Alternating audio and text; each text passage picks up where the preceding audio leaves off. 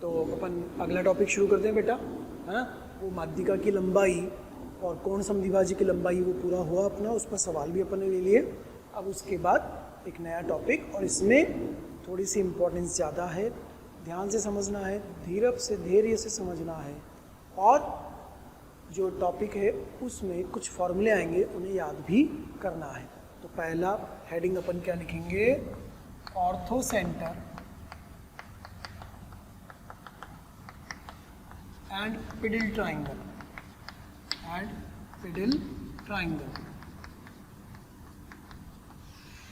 क्या है इसका अर्थ। ऑर्थोसेंटर का मतलब लंब केंद्र,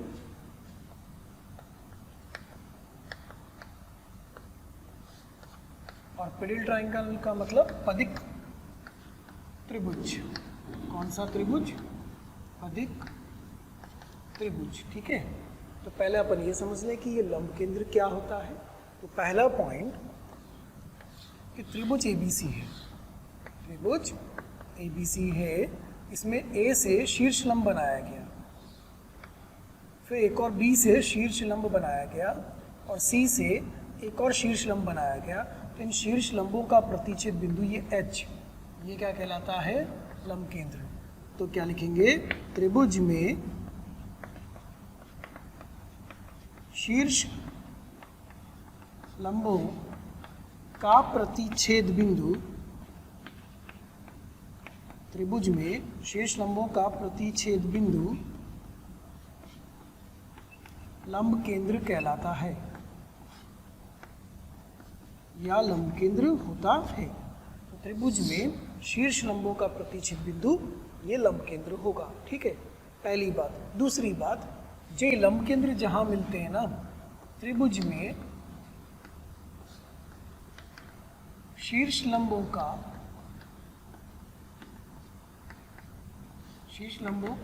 के लंब पादों को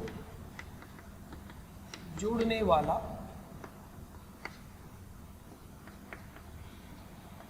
त्रिभुज पदिक त्रिभुज कहलाता है।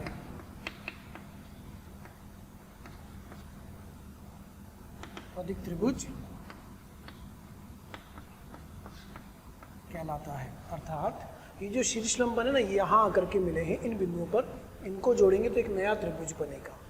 जैसे फिर से चित्र बनाया जाए, यह त्रिभुज ए बी सी, इसमें एक शीर्ष लंब बी पर आकर मिल रहा है ए से, फिर बी से शीर्ष लंब यहाँ गया ई पर, सी से शीर्ष लंब यहाँ गया एफ पर, ठीक है। तो ये जो अलग अलग शीर्ष लंब गए हैं ना, ये जो जहाँ जाकर के भुजा को मिल रहे हैं वो बिंदु कहलाते हैं लंबपाद। उन लंबपाद वाले बिंदुओं को अगर अपन फिर से जोड़ेंगे, चित्र में अपन लेते हैं, इन लंबपाद वाले बिंदुओं को फिर से जोड़ेंगे तो एक नया त्रिभुज बनेगा। देखिए ये वाला, ये एक नया त्रिभुज बनेगा। तो ये डी ई एफ क्या है, लंबपाद, डी ई एफ आर लंबपाद, और त्रिभुज डी ई एफ क्या है, यह है आपका पदिक त्रिभुज, पिडल ट्राइंगल, पदिक त्रिभुज। कौन सा त्रिभुज, पदिक त्रिभुज, ठीक है। तो शीर्ष लंब का लंबपाद, शीर्ष लंब का लंबपाद, इनको अलग अलग जब जोड़ा गया तो एक नया त्रिभुज बना, वो त्रिभुज कहलाएगा पदिक त्रिभुज। और ये जो बिंदु है ना शीर्ष लंबों का प्रतिच्छेद बिंदु, यह बिंदु क्या कहलाता है, एच लंब केंद्र। ये एच बिंदु क्या कहलाएगा, लंब केंद्र। पहले तो ये परिभाषा हुई कि लंब केंद्र क्या है और पदिक त्रिभुज क्या है। अब अपन क्या करेंगे, इस पदिक त्रिभुज के लिए कुछ चीज़ें ज्ञात करेंगे। क्या क्या ज्ञात करना पड़ेगा, पहला तो पदिक त्रिभुज में ये भुजा की लंबाई कितनी है, दूसरा इस पदिक त्रिभुज में ये कोण जो बन रहे हैं ये कोण कितने हैं, पदिक त्रिभुज के कोण क्या हैं। दो चीज़ें अपन इधर ज्ञात करेंगे, पहला इस लंब केंद्र की शीर्ष से दूरी क्या है और इस लंब केंद्र की भुजा से दूरी क्या है। तो कुल मिला के कितनी चीज़ें अपने को ज्ञात करनी है, 4। पहली लंब केंद्र की शीर्ष से दूरी, दूसरी लंब केंद्र की भुजा से दूरी, तीसरी पदिक त्रिभुज की भुजा की लंबाई, चौथा पदिक त्रिभुज के अंदर जो कोण बनेगा वो कोण क्या होगा, पदिक त्रिभुज के तीनों कोण क्या क्या होंगे। ठीक है, तो 1 बाय 1 एक एक को अपन करेंगे। तो हम ज्ञात क्या करने वाले हैं,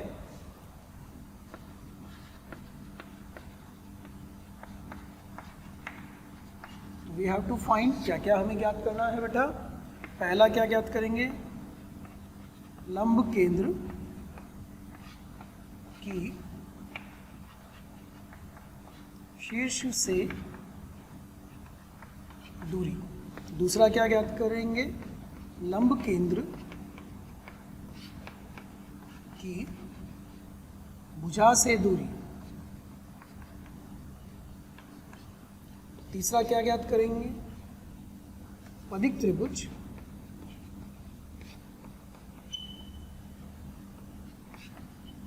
की भुजा की लंबाई, पदिक त्रिभुज की भुजा की लंबाई। और चौथा ज्ञात क्या करेंगे, पदिक त्रिभुज के अंतःकोण, इंटरनल एंगल्स, अंतःकोण। ये चार चीजें अपन ज्ञात करेंगे। परिभाषा अपन ने समझ ली कौन सा क्या होता है। अब 1 बाय 1 एक एक को ज्ञात करना शुरू करते हैं। पहला अपन ज्ञात कर रहे हैं, लंब केंद्र की शीर्ष से दूरी, distance of ortho centre from vertex. ये त्रिभुज बनाया हमने, ठीक है। इस त्रिभुज में यह एक शीर्ष लंब गया, यह डी पर मिला ए से, एक शीर्ष लंब इधर से गया बी से, वो गया यहाँ ई तक, ई पर फिर 90 डिग्री कोण। एक शीर्ष लंब यहाँ से गया सी से, ये भी 90 डिग्री कोण पर एफ पर। तो इनका जो प्रतिच्छेद बिंदु आया, यह बिंदु आया बेटा एच। ये एच क्या है, लंब केंद्र। तो ए एच, ये कौन कौन सी दूरी हम ज्ञात करने वाले हैं, ए एच दूरी, बी एच दूरी और सी एच दूरी, ये हम ज्ञात करेंगे तीनों शीर्षों से लंब केंद्र की दूरी। अब इस ए एच को ज्ञात करना शुरू करते हैं, ठीक है। पर भुजाओं की लंबाई की बात करें, यह जो भुजा की लंबाई है, यह लंबाई कितनी है सी, यह जो लंबाई है यह लंबाई कितनी है बी, और यह जो लंबाई है वो कितनी है ए। इतना अपने को मालूम है। अच्छा, 1 बाय 1 आराम से तसल्ली से सॉल्व करते हैं। सबसे पहले हम इस त्रिभुज की बात करते हैं, ट्राइंगल ए बी ई।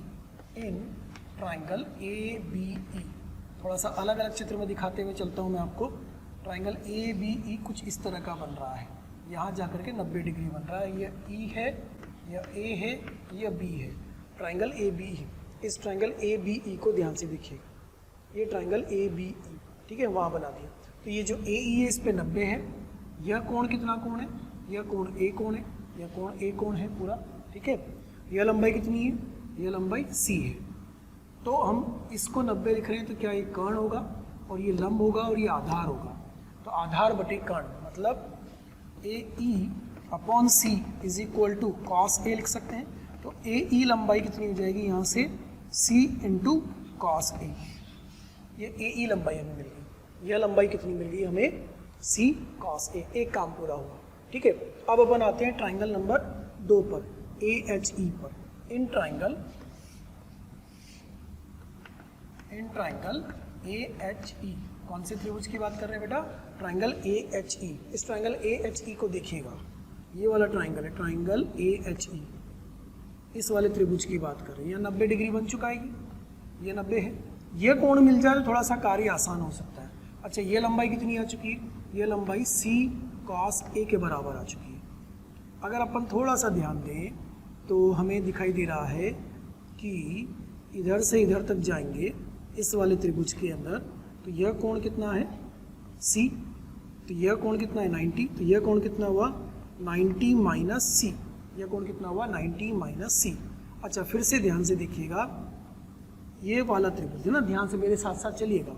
ये वाला त्रिभुज ले रहे हैं, तो इस त्रिभुज में ये कितना है बेटा 90, यह कितना है सी, तो ये कितना हुआ 90 माइनस सी। अब इस त्रिभुज को ध्यान से देखो बेटा, इस त्रिभुज को, इस वाले त्रिभुज पे ध्यान देना। इस वाले त्रिभुज में ये 90 डिग्री है, ये 90 माइनस सी है, यह कोण कितना हो जाएगा, यह कोण हो जाएगा सी। तो बेटा फिर यह कोण भी कितना हो जाएगा सी, यह कोण भी कितना हो गया सी। तो ये क्या बनेगा आधार, ये क्या बनेगा कर्ण, और ये क्या बनेगा लंब, है ना। तो अब इस वाले को मैं दोबारा बना रहा हूँ। यहाँ पर एंगल कितना बन रहा है 90, ये ए है, ये ई है, ये एच है, और यह एंगल कितना अपन ने ज्ञात कर लिया सी, और यह दूरी कितनी है सी कॉस ए। ठीक है, देखो उसी चित्र को मैंने दोबारा से वहाँ बना दिया है। फिर से बता रहा हूँ, इसको लिया था समकोण 90, एंगल सी 90 माइनस सी, फिर से लिया यह समकोण, इस समकोण में 90 माइनस सी 90, तो ये सी, विपरीत कोण तो ये वाला भी सी, ये 90, तो ये बनेगा आधार, ये बनेगा कर्ण, ये बनेगा लंब, है ना।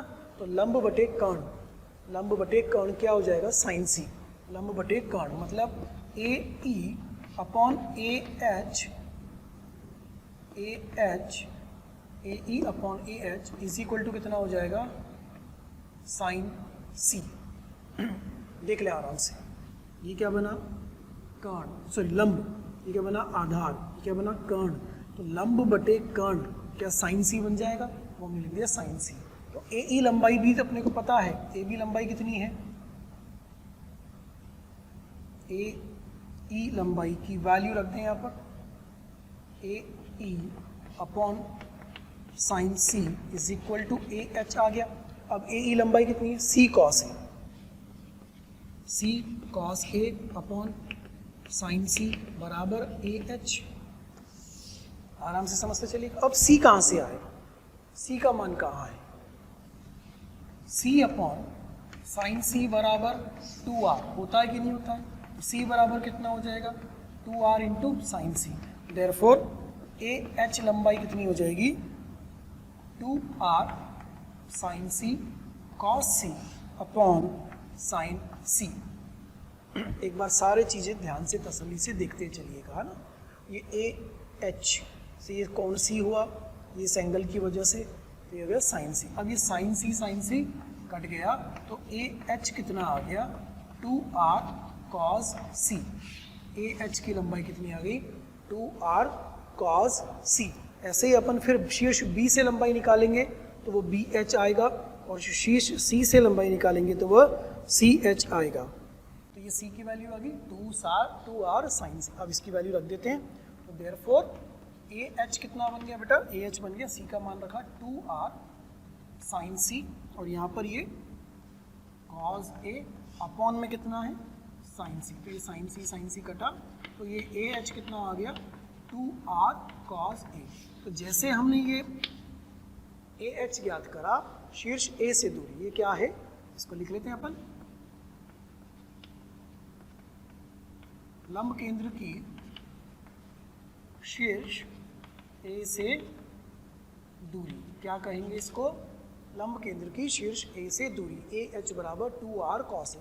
इसी तरीके से अगर आप और ज्ञात करोगे शीर्ष बी से दूरी, ये बी एच, वो भी इसी फॉर्मेट में आएगी 2r, और कॉस में एंगल कौन सा आ जाएगा बी, तो अपन लिख लेते हैं बी एच बराबर क्या होगा 2r कॉस बी। इसको क्या कहेंगे, शीर्ष बी से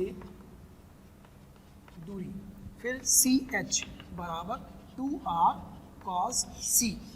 इसको क्या कहेंगे बेटा अपन, शीर्ष सी से दूरी। तो याद करने का तरीका क्या हो गया, शीर्ष ए से दूरी A H, 2r cos A, ए से दूरी है तो क्या बोलेंगे कॉस ए, बी से दूरी है तो क्या बोलेंगे 2r कॉस बी, सी से दूरी तो क्या बोलेंगे 2r कॉस सी। याद करने का तरीका भी समझो ताकि याद करने में आसान रहेगा, है ना। शीर्ष ए से दूरी 2r कॉस ए, शीर्ष बी से दूरी 2r कॉस बी, शीर्ष सी से दूरी 2r कॉस सी। ठीक है, ये पहला काम पूरा हो गया अपना, लंब केंद्र की तीनों शीर्षों से दूरी आ गई।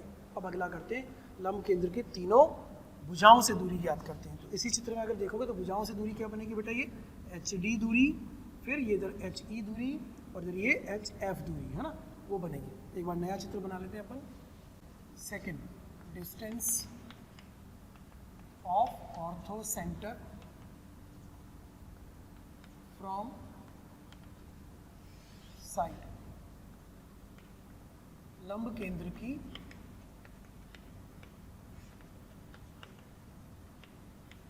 भुजा से दूरी, ठीक है। पहले कहाँ से दूरी निकाली थी?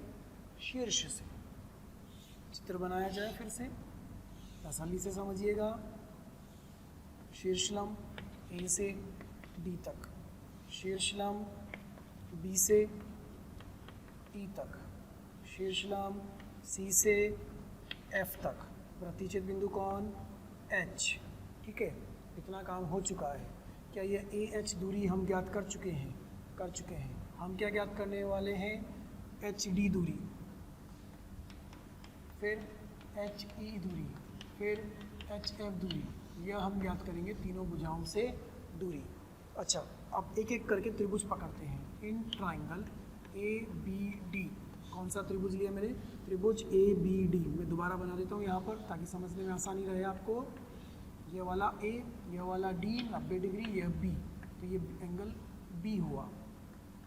मैं सबसे पहले आपको धन्यवाद देना चाहता हूँ, थैंक यू सबको, क्योंकि डेली हजारों स्टूडेंट्स हमारे वीडियो देख रहे हैं और अपना फ़ायदा उठा रहे हैं। आपसे रिक्वेस्ट है कि आप यूट्यूब चैनल पे जाएं, डिस्क्रिप्शन बॉक्स में जाएं और लिंक पे जाकर के सब्सक्रिप्शन करें ताकि आपको इसका और भी बेहतर तरीके से फ़ायदा मिले। दूसरी बात, यदि आप डाउट सॉल्विंग का भी फ़ायदा लेना चाहते हैं, स्टडी मटेरियल का भी फ़ायदा लेना चाहते हैं, तो उस लिंक पर जाकर के अपने प्रीमियम सब्सक्रिप्शन को सुनिश्चित कीजिए, ठीक है। यह भुजा कौन सी है? इस भुजा की लंबाई है सी, सी के सामने वाली। तो क्या हम यहाँ से ये ए डी ज्ञात कर सकते हैं? यह है लंब, यह है कर्ण, तो A D upon C is equal to कितना? Sine B. तो यह ए डी दूरी कितनी आ गई? C sine B. ये ए डी लंबाई आ गई। क्यों ज्ञात करिए बेटा? ये जो ए डी लंबाई है ना, इसका एक हिस्सा ए एच है और एक हिस्सा एच डी है, तो अपने को एच डी ज्ञात करना है।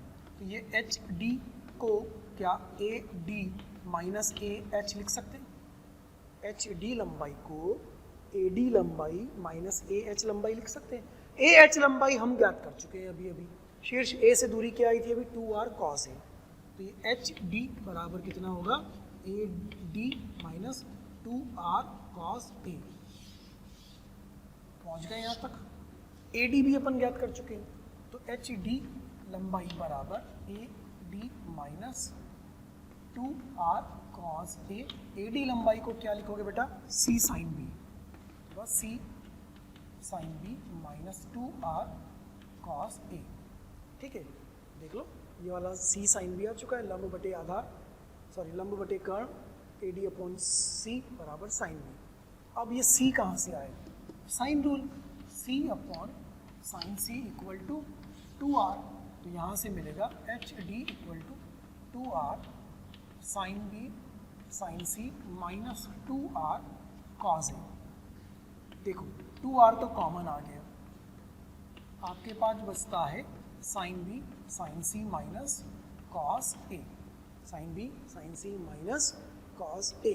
अब ये 2r तो घट गया, कॉमन आ गया। कॉस ए का क्या करें? त्रिभुज, त्रिभुज, त्रिभुज में तीनों कोणों का योग, त्रिभुज में बेटा तीनों कोणों का योग पाई। तो सी बराबर क्या लिख सकते हो? पाई माइनस ए प्लस बी लिख सकते हैं ना ऐसा। तो पर इसका यूज़ कर लेते हैं यहाँ पर। त्रिभुज के तीनों कोणों का योग 180 होता है। एच डी बराबर 2r sine B sine C minus cos of pi minus A है, तो अपन सी को लिख रहे हैं, ए को लिख रहे हैं, ए को लिखेंगे पाई माइनस बी प्लस सी, पाई माइनस बी प्लस सी। अच्छा, कॉस पाई माइनस थीटा अब तक याद हो चुका है सबको, माइनस का कॉस थीटा बनेगा। तो H D equal to 2r sine B sine C, minus minus plus हो जाएगा बेटा, cos B plus C. Cos B plus C का formula cos B cos C minus sine B sine C. तो H D is equal to 2r sine B sine C plus cos B cos C minus sine B sine C. ये sine B sine C cancel. H D दूरी, लंब केंद्र की सम्मुख भुजा से दूरी 2r into cos B cos C मिल रही है ना। याद करने का तरीका उसके नाम में छुपा हुआ है। शीर्ष ए के सामने वाली भुजा कौन सी होती है? BC। तो BC से दूरी है HD, तो BC से दूरी क्या हुई? 2R cos B cos C। देखो उसमें B और C दोनों आ गए, है ना। तो अपन कैसे लिखेंगे? भुजा BC से दूरी, ये किससे दूरी है बेटा? भुजा BC से दूरी।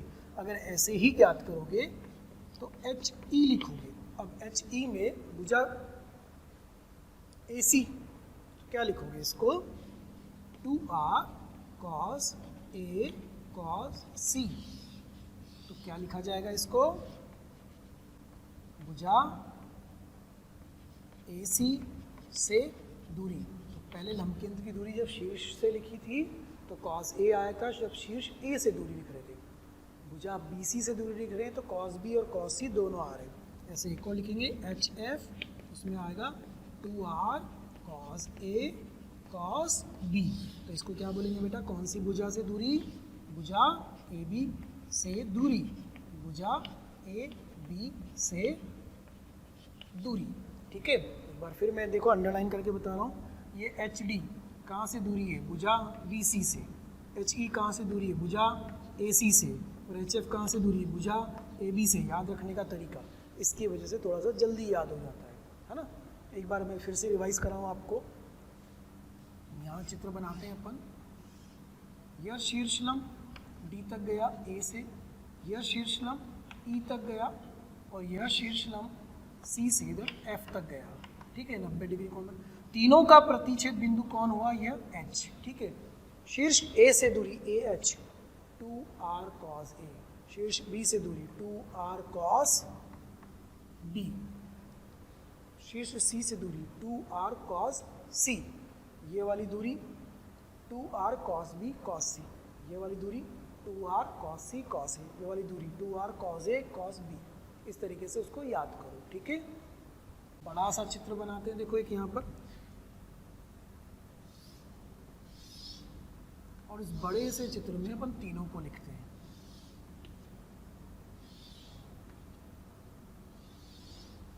शीर्ष A B C, ये D लंबपाद, E लंबपाद, F लंबपाद, ये तीनों का प्रतिच्छेद बिंदु कौन है बेटा? H लंब केंद्र। शीर्ष A से लंब केंद्र की दूरी कितनी थी? 2R cos A। अच्छा, शीर्ष B से दूरी कितनी थी? 2R cos B। शीर्ष C से दूरी कितनी थी? 2R cos C। लंब केंद्र के तीनों शीर्षों से दूरी। अब लंब केंद्र की तीनों भुजाओं से दूरी, मतलब ये वाली दूरी HB दूरी, तो ये क्या है? 2R cos, भुजा कौन सी है? BC, तो cos B cos C लिख दो। इधर ये H की दूरी भुजा AC से, तो भुजा कौन सी है? AC, तो क्या लिखोगे बेटा? 2R cos A cos C, है ना। फिर इधर लिख लो तो भुजा कौन सी है? AB, तो इसको क्या लिखोगे? 2R cos A cos B। इस तरीके से आप इनको याद कर सकते हो, अलग अलग नाम के अनुरूप इनको याद किया जा सकता है। इस चित्र पे निगाह रखना। डेरिवेशन अपनी जगह है, ये फॉर्मूले अपनी जगह है, फॉर्मूले याद होनी चाहिए, ये अच्छे से याद रहेंगे, सवाल करने में आपको दिक्कत कम आएगी, ठीक है। इनको अच्छे से याद करना है। अगला लेते हैं अपन पदिक त्रिभुज की भुजा की लंबाई, length of side of pedal triangle. चार चीजें ज्ञात करनी थी, जिसमें से दो अपन ने ज्ञात कर ली। अब क्या लिख रहे हैं अपन?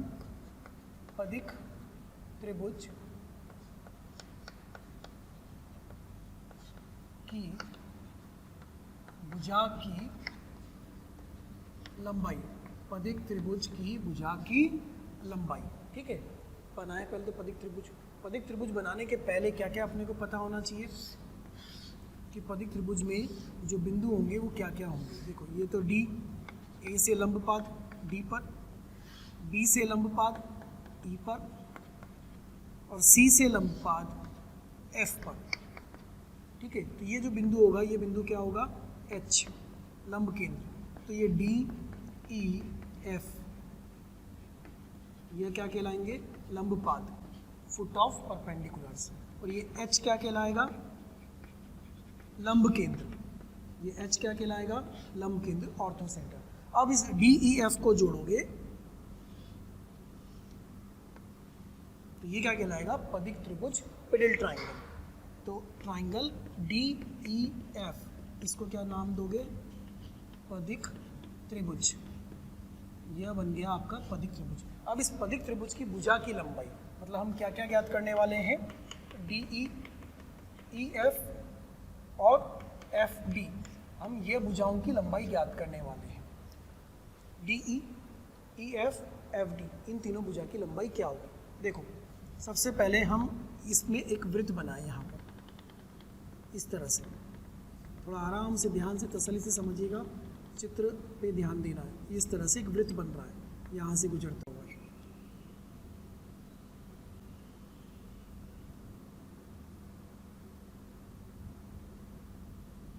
ये इस तरह से एक वृत्त बन गया, ठीक है। तो ये चतुर्भुज AFHE एक चक्रीय चतुर्भुज हो गया। कौन सा हो गया?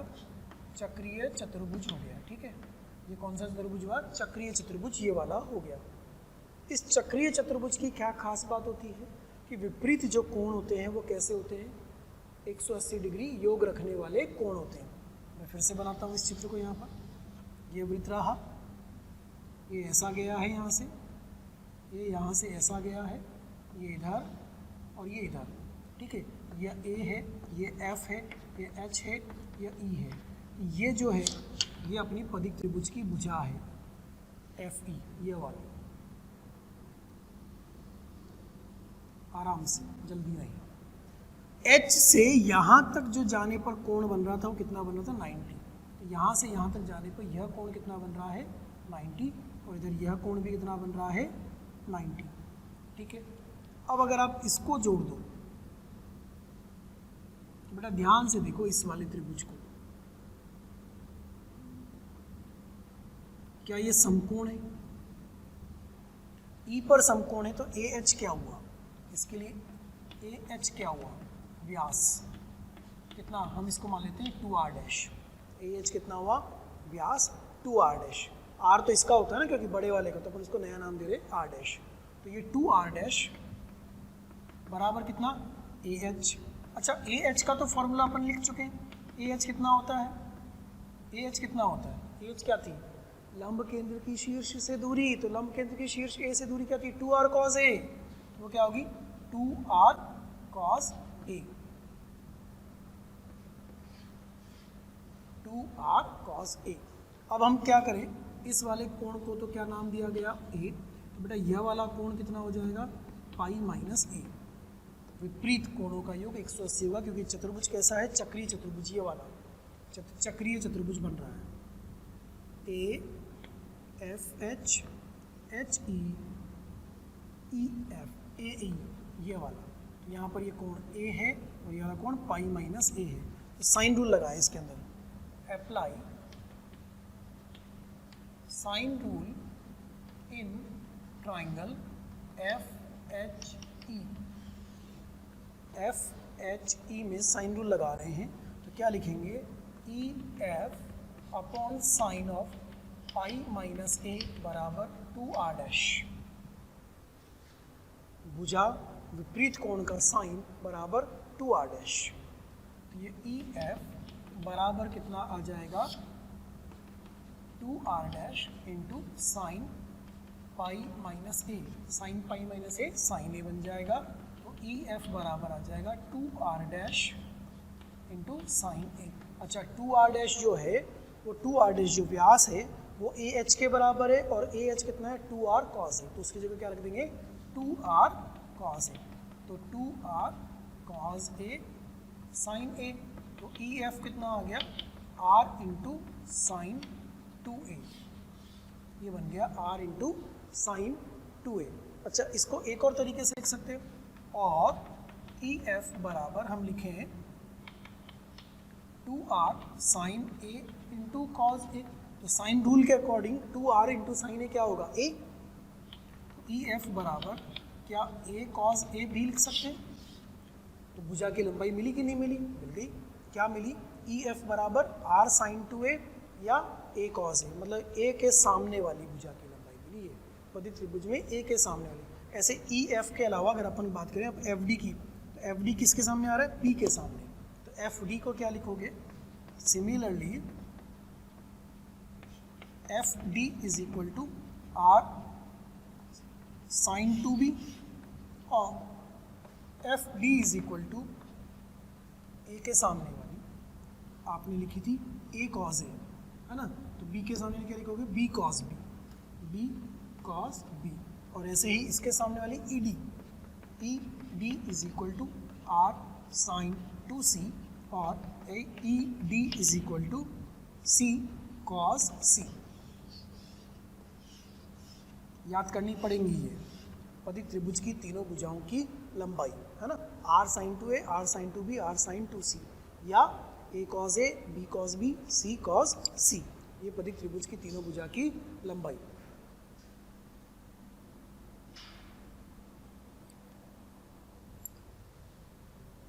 चित्र में और बना देते हैं इनको दोबारा से एक बार, पदिक त्रिभुज बना करके अपन उसको लिख भी लेते हैं।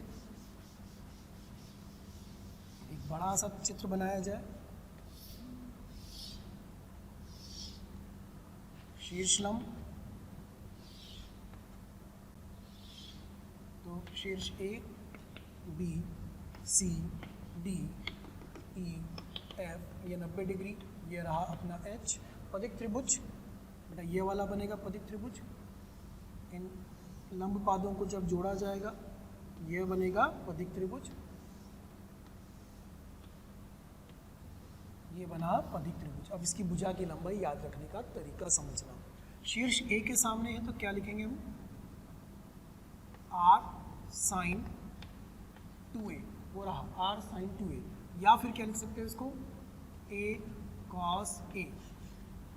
इसको क्या लिखोगे, सी के सामने है तो आर साइन टू सी, या फिर क्या लिखोगे, सी कॉस सी, है ना। बी के सामने ये वाली है तो क्या लिखोगे, आर साइन टू बी, या फिर क्या लिखोगे, B cos B, B cos B. इस तरीके से याद कर सकते हो तीनों भुजाओं की लंबाई को, पदिक त्रिभुज की तीनों भुजा की लंबाई। अब अगला नंबर आएगा चौथा पॉइंट, वो क्या याद करना है अपने को, पदिक त्रिभुज के कोण। ये जो कोण होंगे, अंदर वाले जो कोण होंगे, ये पदिक त्रिभुज के कोण क्या होंगे, वो एंगल क्या बनेंगे, और वो कैसे याद करेंगे उस पर आते हैं। एंगल्स ऑफ मिडिल ट्राइंगल,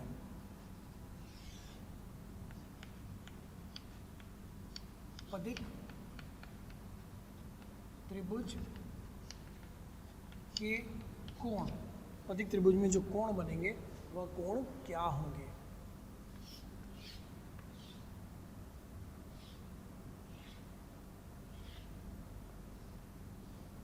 इस तरह से बनेगा पदिक त्रिभुज,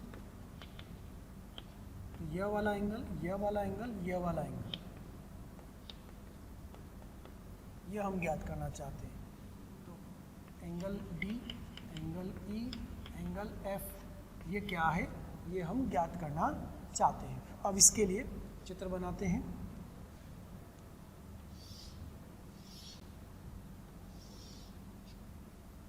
प्यारे बच्चों, कमेंट बॉक्स में रोज कमेंट्स आ रहे हैं कि सर इस टॉपिक पे वीडियो बना दीजिए, या ये इस बारे में हमें समझाइए, हमारी ये शंका है इसको दूर कर दीजिए। तो मेरी आपसे रिक्वेस्ट है कि आप YouTube चैनल पे जाइए, उस पर सब्सक्राइब करिए, और जो बेल आइकन है उसको हिट करिए ताकि नोटिफिकेशंस आपको मिलते रहें, और कोई भी नोटिफिकेशन, कोई भी वीडियो आपसे मिस ना हो।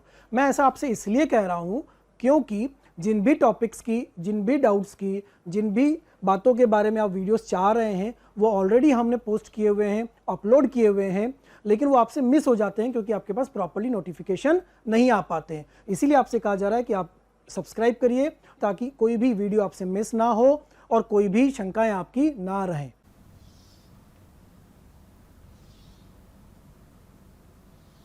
ये बन गया शीर्षलंब, A B C D 90 degree कोण है, ई 90 डिग्री कोण है, एफ 90 डिग्री कोण है, यह बिंदु कौन है, एच, लंब केंद्र, इनको जोड़ा गया।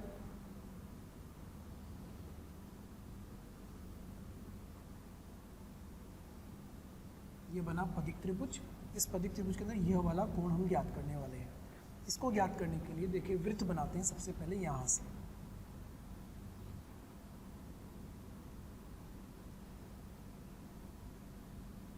इस तरह से मैंने वृत्त बनाया, ध्यान देना चौड़ा चित्र पर अच्छे से ना।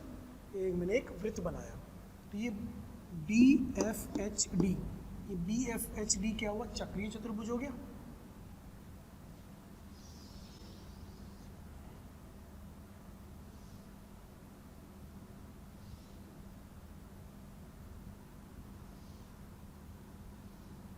है ना, ये हुआ B, ये हुआ F, ये हुआ H, ये इधर बुझा जा रही थी ऐसी, ये D तक, और ये वाला अपना H।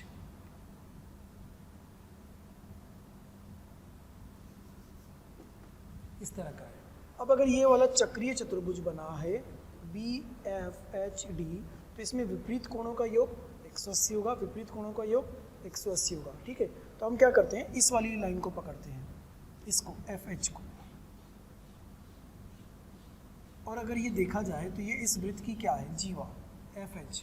अपन इसकी बात कर रहे हैं, दोनों चित्र में समझते चलिए। FH इस जीवा की बात कर रहे हैं, तो ये जीवा कुछ ना कुछ कोण बना रही है यहाँ पर। ये कोण कितना है वो मिल जाए तो वही कोण, यह जो कोण होगा क्या वही ये वाला भी कोण होगा? बिल्कुल होगा कि नहीं होगा? H को इससे जोड़ो और F को इससे जोड़ो, तो अगर इस जीवा से देखोगे तो इस जीवा का यहाँ पर कोण बनेगा, इस जीवा से यहाँ पर जो कोण थीटा बनेगा, क्या इसी जीवा से इधर जो कोण बनेगा वह कोण भी क्या होगा? थीटा ही होगा। इसका कोई उपयोग नहीं रहा अब आपके लिए। तो वृत्त के अंदर कोई जीवा परिधि पर समान कोण बनाती है, ये वाली प्रॉपर्टी का अपन प्रयोग कर लेते हैं कि ये FH जीवा यहाँ जो कोण थीटा बनाएगी वही कोण यहाँ D पर थीटा कोण बनाएगी, तो ये कोण थीटा मिल जाएगा उससे अपने को। अब ये थीटा कितना है वो पता करते हैं, आओ पता करें। यहाँ पर ये एंगल देखो, ये एंगल कितना है? 90। ये एंगल कितना है? 90।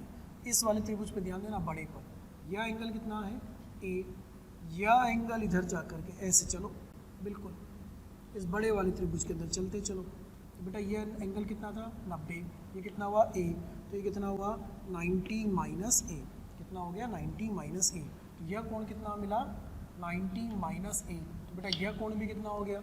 90 माइनस A। तो ये वाला कोण भी कितना हुआ? 90 माइनस A। यह कोण भी कितना हो गया? 90 माइनस A।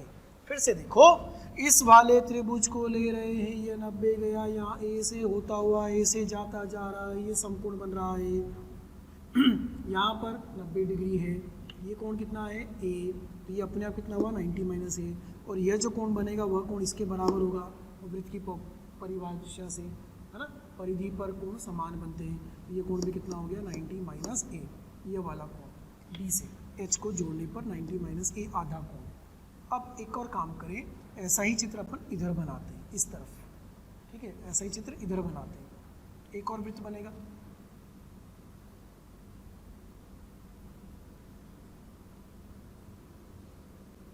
ये बना एक और वृत्त। इस वृत्त को भी मैं अलग से बना देता हूँ आपके लिए, यहाँ पर समझने में आसानी रहे।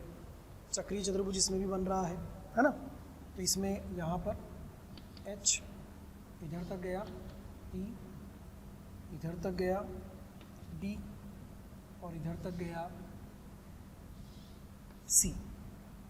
ठीक है, ये बना DHEC, ये रहा। अब इसमें फिर कौन सी जीवा को लेंगे अपन?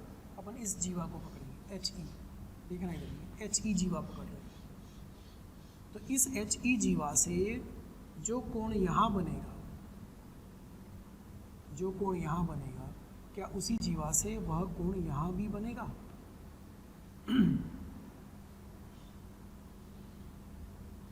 जो कोण यहाँ बनेगा वही कोण क्या यहाँ भी बनेगा? इसका कोई मतलब नहीं रह गया DC को जोड़ने का। समझो तसल्ली से, इस जीवा से, इस HE जीवा से जो कोण यहाँ बनेगा, क्या वही कोण यहाँ भी बनेगा? समान कोण बनता है ना। अब आप इस कोण को पकड़ो, क्या होगा? देखो, त्रिभुज बन रहा है, ये बन रहा है बड़ा वाला, इसमें ये कितना है? 90। ये कितना है? A। तो ये कितना हुआ? 90 माइनस A। तो फिर ये वाला भी कितना हुआ? 90 माइनस A। तो ये कितना? 90 माइनस A, और ये भी कितना? 90 माइनस A। तो इस D पर जो कोण है उसका आधा 90 माइनस ए इधर से आया, आधा 90 माइनस ए इधर से आया।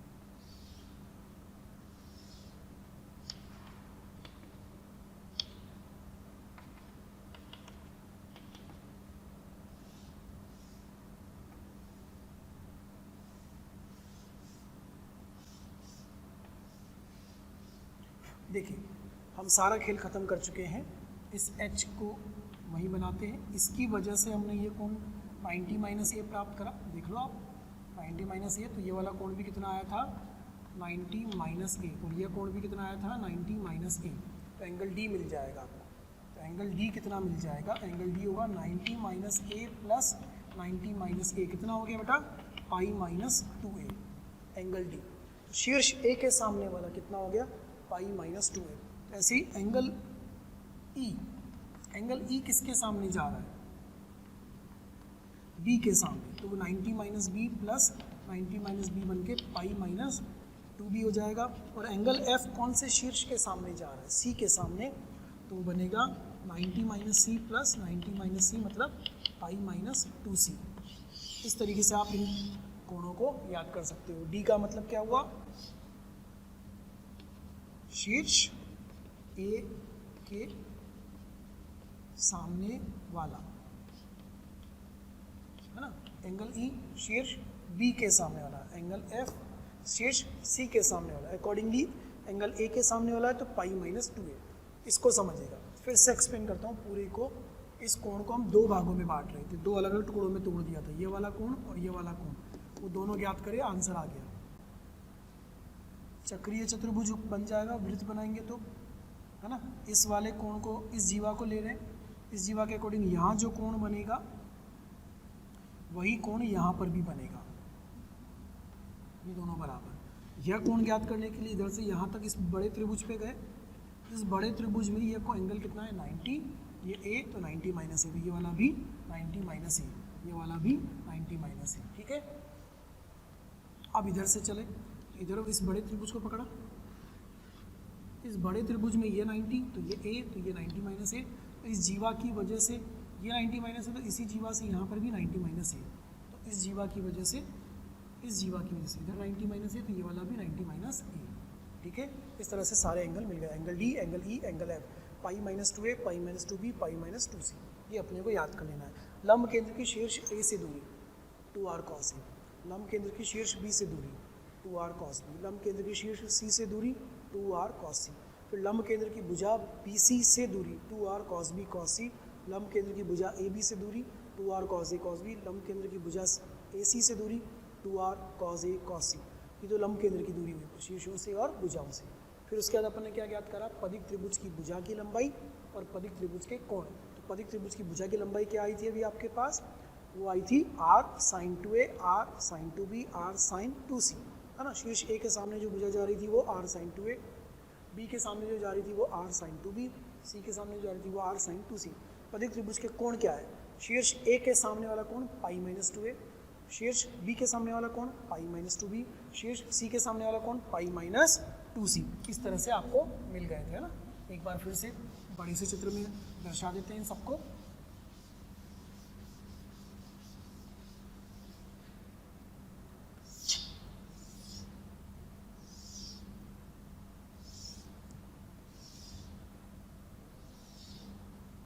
शीर्ष A B C D E F,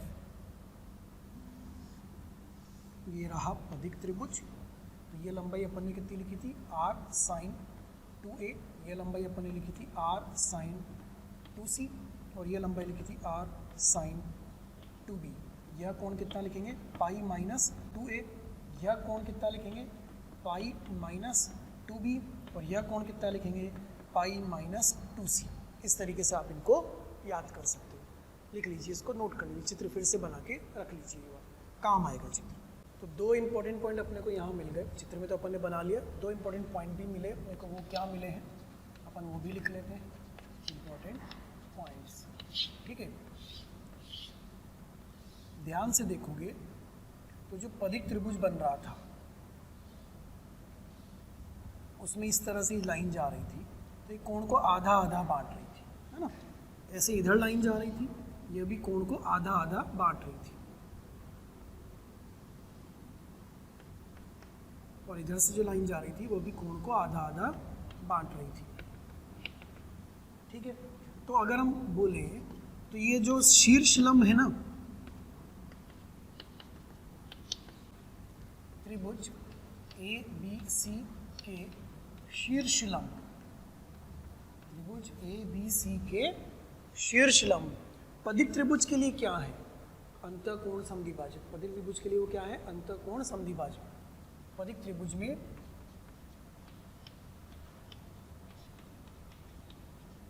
पदिक त्रिभुज DEF में अंतःकोण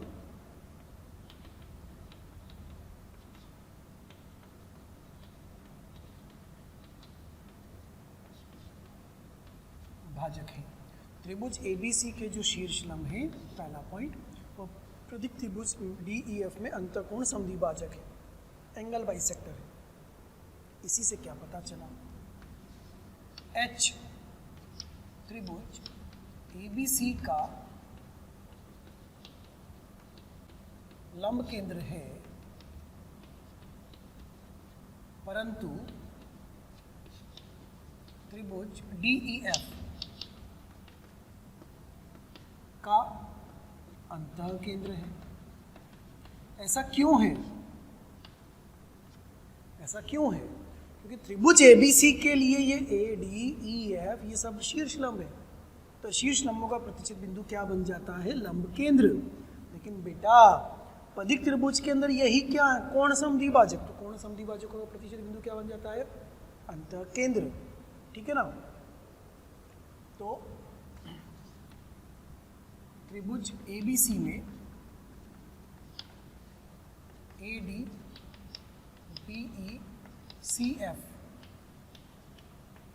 शीर्ष लंब है,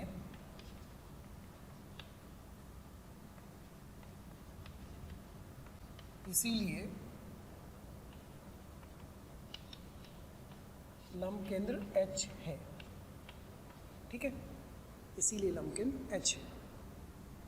त्रिभुज DEF के लिए, DEF पदिक त्रिभुज के लिए DA, अब उल्टा लिख रहा हूँ, है ना। DA रिवर्स में लिखेंगे EB, वही BE जो उसको, और फिर रिवर्स में लिखेंगे FC। अंतःकोण समद्विभाजक है, अंतःकोण समद्विभाजक है, इसीलिए H त्रिभुज DEF का अंतः केंद्र है। समझते हुए चलना था सर, जैसे ना पदिक त्रिभुज और मूल त्रिभुज ABC दोनों में बातें मिल रही है अपने को। मूल त्रिभुज ABC का H लंब केंद्र होता है और DEF का अंतः केंद्र होता है। तो पदिक त्रिभुज का जो अंतः केंद्र होगा वही मूल त्रिभुज का लंब केंद्र होगा, जो मूल त्रिभुज का लंब केंद्र होगा वही पदिक त्रिभुज का अंतः केंद्र होगा। जो मूल त्रिभुज में शीर्ष लंब होंगे वही शीर्ष लंब पदिक त्रिभुज के लिए कोण समद्विभाजक का कार्य कर रहे होंगे, या रिवर्स बोले पदिक त्रिभुज में जो अंतःकोण समद्विभाजक होंगे वही त्रिभुज मूल त्रिभुज के शीर्ष लंबों का कार्य कर रहे होंगे। बात इधर से उधर जा रही है, एक ही बिंदु मिल रहा है, लेकिन वो एक ही बिंदु अपने को दो अलग अलग आंसर दे रहा है, दो अलग अलग त्रिभुजों के लिए, ओरिजिनल त्रिभुज ABC के लिए और पदिक त्रिभुज DEF के लिए। अब इसी पर सवाल लेते हैं। सवाल क्या कह रहा है कि यदि त्रिभुज ABC की पदिक त्रिभुज ABC का पदिक त्रिभुज DEF है तो इसकी परित्रिज्या ज्ञात करनी है। इस परित्रिज्या को अपन क्या नाम दे रहे हैं? R dash. ABC की परित्रिज्या तो वही रहेगी कैपिटल R, जो अपन शुरू से लिखते आ रहे हैं, ठीक है। अब अपन चित्र बनाते हैं और उस चित्र के अनुसार ABC, तो इसमें पदिक त्रिभुज जो होगा वो कुछ इस तरह का बनेगा, ठीक है बेटा।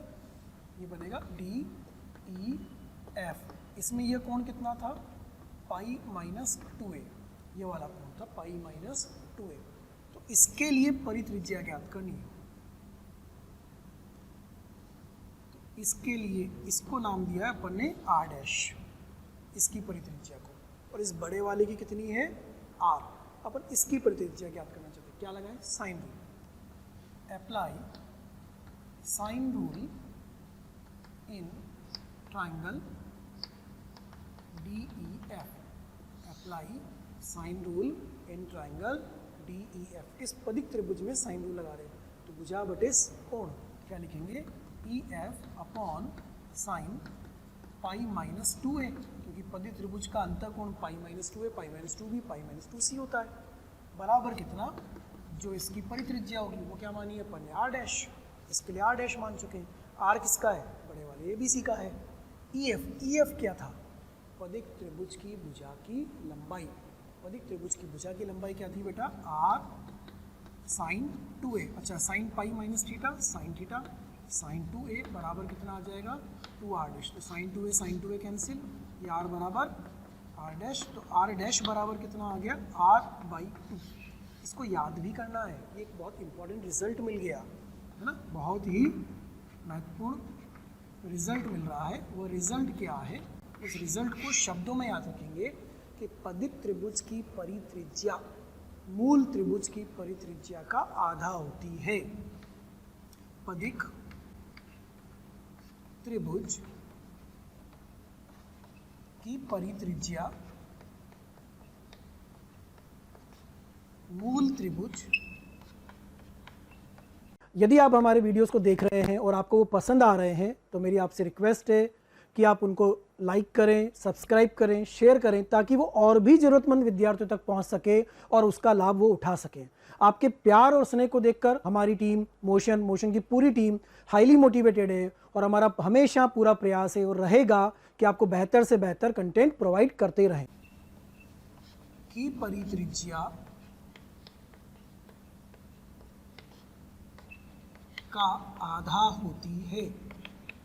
अगर याद कर लेंगे तो सवाल करने में अपने को आसानी होगी। क्या याद कर लेना है कि पदिक त्रिभुज पिडिल ट्राइंगल की परित्रिज्या मूल त्रिभुज की परित्रिज्या का आधा होती है, r dash equal to r/2। r क्या है, मूल त्रिभुज ABC की परित्रिज्या, r डैश क्या है, पदिक त्रिभुज की परित्रिज्या। इसको एज ए रिजल्ट याद करेंगे, इसको अपन ने प्रूव भी कर लिया है, डिराइव कर लिया है। अगला सवाल क्वेश्चन नंबर 2, यदि H त्रिभुज ABC का लंब केंद्र है तो त्रिभुज BHC की परित्रिज्या ज्ञात करें। सवाल देखो फिर से अजीब सा आया, पहले पदिक त्रिभुज की परित्रिज्या ज्ञात करवाई थी, अब वो कह रहा है कि H जो है त्रिभुज ABC का लंब केंद्र है, तो उस लंब केंद्र को और दो शीर्षों को जोड़ने से जो नया त्रिभुज बनेगा ना, उस नए त्रिभुज के लिए वो क्या ज्ञात करवा रहा है, अपने से परित्रिज्या ज्ञात करवा रहा है। तो पहले पहला काम चित्र बनाए। अच्छा, त्रिभुज ABC की परित्रिज्या क्या होगी, त्रिभुज ABC के लिए तो वही रहेगी R, इसको याद रखिएगा, ये तो R ही रहेगा, अपन उसको कुछ नया नाम देंगे। चित्र बनाया गया, शीर्ष लंब बनाए गए, तो ये A B C, यहाँ पर ये बिंदु H। तो हमसे क्या कह रहा है, इस BHC की परित्रिज्या ज्ञात करने को कह रहा है, इस BHC की परित्रिज्या ज्ञात करने को कह रहा है। तो ये वाला बिंदु D, ये वाला बिंदु है E, ये वाला बिंदु F। एक वृत्त तो मैं यहाँ से बना सकता हूँ, तो उससे मुझे ये फ़ायदा होगा कि यह कोण अगर A है तो मुझे यह कोण पता लग जाएगा, यह कोण कितना मिल जाएगा, पाई माइनस A। और जो यह कोण होगा क्या, वो यही कोण होगा, पाई माइनस A। उससे क्या फ़ायदा हुआ, मैं यहाँ पर अब साइन रूल अप्लाई कर सकता हूँ। तो इन ट्राइंगल BHC में साइन रूल लगाते हैं, apply sine rule in triangle BHC। उसने यही तो बोला है, तो BHC की परित्रिज्या, तो BHC में साइन रूल लगा देते हैं। क्या लिखेंगे, भुजा BC upon sine of pi minus A बराबर 2r डैश। अब r डैश किसकी परित्रिज्या मानी है मैंने, त्रिभुज BHC की परित्रिज्या इस सवाल में मैंने क्या मान ली है, आर डैश मान के रखी है, तो आर डैश मान लिया मैंने साइन। अच्छा बी सी कितना है, A upon sine A is equal to R dash. In triangle A B C, in triangle A B C, त्रिभुज ए बी सी में ए अपॉन साइन ए क्या 2r के बराबर होगा?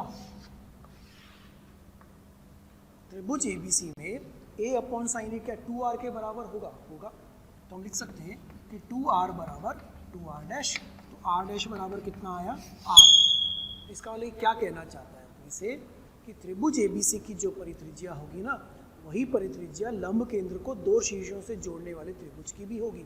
वो ए बी एच भी हो सकता था, वो बी एच सी भी हो सकता है, वो ए सी एच भी हो सकता है।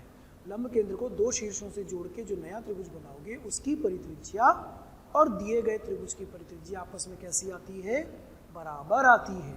वो आंसर आर डैश बराबर आर सिद्ध हो रहा है। ये दो दो यहाँ पर कैंसिल हो गया था, ठीक है। इसको याद रखेंगे अपन कि त्रिभुज ए बी सी की परित्रिज्या आर है, तो क्या लिखेंगे, नोट त्रिभुज ए बी सी की परित्रिज्या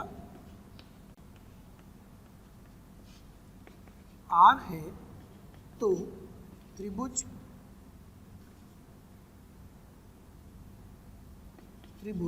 बी सी एच या त्रिभुज ए सी एच या त्रिभुज ए बी एच की परित्रिज्या भी आर होगी, जहां एच क्या है, लंब केंद्र, जहां एच क्या है, लंब केंद्र है। इसको एज ए रिजल्ट फिर याद कर लेंगे। एक रिजल्ट पिछले वाले सवाल से मिला कि त्रिभुज ए बी सी की परित्रिज्या का आधा पदिक त्रिभुज की परित्रिज्या होती है। एक और चीज़ मिली अब इस सवाल से, त्रिभुज ए बी सी की परित्रिज्या और लंब केंद्र और दो शीर्षों को जोड़ने वाले त्रिभुज की परित्रिज्या आपस में क्या होती है, समान होती है। सवाल लेते हैं क्वेश्चन नंबर 3, तीसरा प्रश्न। तीसरा प्रश्न क्या कह रहा है कि यदि त्रिभुज ए बी सी का क्षेत्रफल बराबर 18 है, त्रिभुज बी डी एफ का क्षेत्रफल बराबर 2 है, डी ई लंबाई 2√2 है, तो त्रिभुज ए बी सी की परित्रिज्या ज्ञात करें।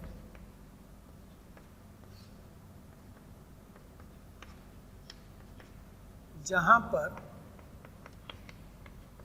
त्रिभुज D E F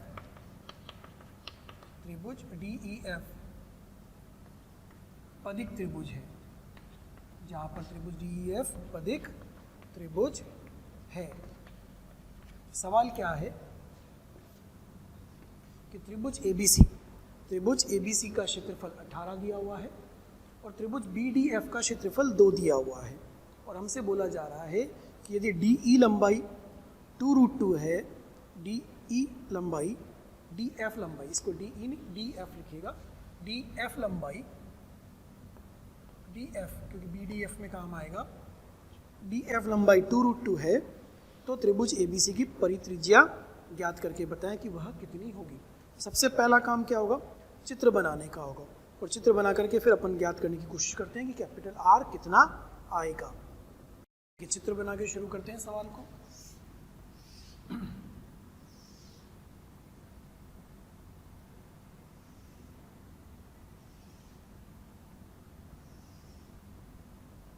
A B C D,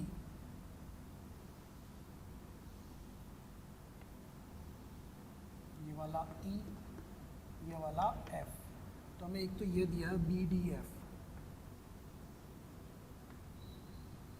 इस पर निगाहें रखें थोड़ी सी, ये कौन सा त्रिभुज दिया है, बी डी एफ, है ना। एक तो एरिया किसका दिया है, ट्राइंगल बी डी एफ, और एक ए बी सी का दिया है। तो area of triangle A B C is equal to 18, area of triangle B D F equal to 2। एक चीज़ और दे रखी है उसने, डी एफ बराबर 2, डी एफ ये लंबाई, डी एफ बराबर 2√2। ये डी एफ क्या है? ये डी एफ है पदिक त्रिभुज की भुजा की लंबाई। कौन से शीर्ष के सामने वाली? बी के सामने वाली। तो डी एफ क्या है? आर इंटू साइन 2b बराबर 2√2। इसको लिख सकते हैं ना, डी एफ कितना होता है? R into sine 2b। F E कितना होता है? R into sine 2a। ये कितना होता है? R into sine 2c। तो ये कितना हुआ? R into sine 2b। R into sine 2b लंबाई किसके बराबर है? 2√2 के बराबर है। अब अगर हम ये साइन 2b की वैल्यू ज्ञात कर लेंगे ना, तो हम आर ज्ञात कर पाएंगे। अच्छा, त्रिभुज ए बी सी भी है अपने पास, तो area of triangle A B C को हम लिख सकते हैं हाफ। एंगल बी का प्रयोग कर ले तो उसे थोड़ा फायदा हो जाएगा अपने को। एंगल बी का प्रयोग करने के लिए एक भुजा तो ये वाली ले लें ए, एक भुजा ये ले लें सी, और कोण बी उसमें बीच में लगा दें। ए सी इंटू साइन बी, ये किसके बराबर दिया हुआ है सवाल में? 18 के बराबर। तो यहाँ से आएगा ए सी इंटू साइन बी बराबर 36। एक समीकरण तो यहाँ से बन जाएगा, ए सी अपॉन साइन बी बराबर 36। यह भुजा ले ली मैंने ए, यह भुजा ले ली मैंने सी, बीच का कोण ले लिया बी, और एरिया कितना दिया था? 18। एक और एरिया है बी डी एफ का, area of triangle B D F बराबर कितना दिया हुआ है? वो 2। अब area of triangle B D F, इसके लिए इस भुजा की लंबाई बी डी की और इसकी लंबाई चाहिएगी, तो वह कितना होगा? 1/2 B D into B F into sine B लिख सकते हो उसको भी। अब ये बी डी और बी एफ लंबाई कैसे आएगी? ये है थोड़ा खेल कि ये कैसे ज्ञात करें। ये कोण तो हमें मालूम था, ये कोण तो हमें पता था कि कोण कितना है, लेकिन ये लंबाई अगर मिल जाएगी ना तो आसान हो जाएगा। अब ये लंबाई निकालते हैं अपन चित्र के अनुसार। अगर हम इस वाले पे ध्यान दें, इस बड़े वाले चित्र पर, इस बड़े चित्र पर ध्यान दे रहे हैं, तो ये ए है, ये डी है 90, ये बी है। तो ये जो भुजा है वो कौन सी है? सी है। अब अगर ये सी है, यह एंगल बी है, तो बेटा ये हुआ आधार, ये हुआ लंब और ये हुआ कर्ण। हम क्या ज्ञात करना चाहते हैं? B D. तो ये क्या है? आधार बटे कर्ण। तो B D upon C is equal to cos B लिखोगे, बी डी अपॉन सी बराबर कॉस बी लिखोगे। तो बी डी लंबाई कितनी आ जाएगी? सी कॉस बी। ये बी डी मिल गई, ये कितनी आ गई? सी कॉस बी। बी डी लंबाई यहाँ से यहाँ तक की लंबाई इस वाले त्रिभुज से हमने ज्ञात कर ली। अच्छा, ऐसा ही त्रिभुज हम इधर भी बना सकते हैं। देखो, ऐसा वाला इधर भी बना सकते हैं, क्योंकि ये एंगल भी 90 डिग्री तो है, ये एंगल 90 डिग्री तो आ रहे थे। एक बार फिर से चित्र बनाता हूँ मैं, ये वाला ये चित्र बनाएंगे अपन। इस तरह से बनेगा ये चित्र। तो यहाँ पर एंगल 90 आएगा, ये सी होगा, देखते चलिएगा इसको ध्यान से, है ना। ये वाला एफ होगा, ये बी होगा, और ये एंगल बी फिर से वही है, एंगल बी एफ, यहाँ पे 90, ये सी। तो ये भुजा कौन सी है? ए। ये भुजा कौन सी है? ए। अगर ये ए है, ये आधार है, तो ये कर्ण है, तो आधार बटे कर्ण फिर से लिखें यहाँ पर। आधार बटे कर्ण अगर हम इस वाले में लिख रहे हैं तो हम लिखेंगे ए अपॉन बी एफ, उल्टा लिख रहे हैं, बी एफ अपॉन ए बराबर कॉस बी। देखो, आधार बटे कर्ण बी एफ अपॉन ए बराबर कॉस बी। तो यहाँ से बी एफ मिल गया ए कॉस बी। ये आ गई दूसरी भुजा की लंबाई जो हमें चाहिए थी। ये कितनी हो गई? अब ए कॉस बी, यहाँ से लेकर के यहाँ तक की लंबाई, ये दोनों मिल गई। तो बी डी की जगह क्या रख दें? ये हो गया B D into B F into sine B बराबर 4 हो रहा है। बी डी की जगह क्या रखोगे आप? C cos B. B F की जगह क्या रखोगे आप? A cos B into sine B बराबर 4। यह समीकरण नंबर 1, और बेटा यह वाला समीकरण नंबर 2। इन दोनों को हल कर ले तो हम शायद कुछ हल कर पाएंगे, है ना। भाग देते हैं इसके अंदर। तो समीकरण 1 में समीकरण 2 का भाग दे रहे हैं, तो क्या प्राप्त हो रहा है? समीकरण 1 में समीकरण 2 का भाग देते हैं, तो बेटा यहाँ पर है ए सी साइन बी अपॉन ए सी कॉस बी साइन बी बराबर कितना है 36/4, कुछ ऐसा अपने को मिलेगा। देखो उसमें से कुछ पद ऐसे हैं जो कट रहे हैं, कुछ पद कैंसिल हो जाएंगे। कौन कौन सा? ये AC कैंसिल हो जाएगा, साइन भी कैंसिल हो जाएगा, और इधर कितना आ जाएगा 9 आ जाएगा। तो आपको यहाँ से क्या मिला कि cos स्क्वायर बी की वैल्यू कितनी आ रही है 1/9 आ रही है। cos स्क्वायर बी की वैल्यू आ रही है यहाँ से। अच्छा, हमें वैल्यू किसकी चाहिए? हम यहाँ पर भी वैल्यू ज्ञात करना चाहते हैं। cos b मिल जाए, sin b मिल जाए तो अपना आंसर आ जाएगा। ये area of triangle BDF use कर लिया, एरिया ऑफ ट्राइंगल ABC हमने यूज़ कर लिया। अगर एरिया ऑफ ट्राइंगल BDF और एरिया ऑफ ट्राइंगल ABC के यूज़ करने से अपने को cos b की वैल्यू मिल रही है, तो उन वैल्यू cos b की वैल्यू से क्या sin b मिल जाएगा? देखो यहाँ पर ये कितना आ गया, cos b बराबर कितना हो गया 1/3। ट्राइंगल बनाओगे, त्रिभुज बनाओगे, तो ये एंगल B ये 90 डिग्री, तो ये हुआ 1, ये हुआ 3, तो ये कितना हो गया 9 - 1 8, तो ये हो गया 2√2। तो क्या यहाँ से sin b मिल जाएगा? sin b आएगा 2√2/3, ये sin b की वैल्यू आ गई। cos b मिल गया, sin b मिल गया। अब इनको अपन कहाँ रख देते हैं? अपने सवाल के अंदर रख देते हैं।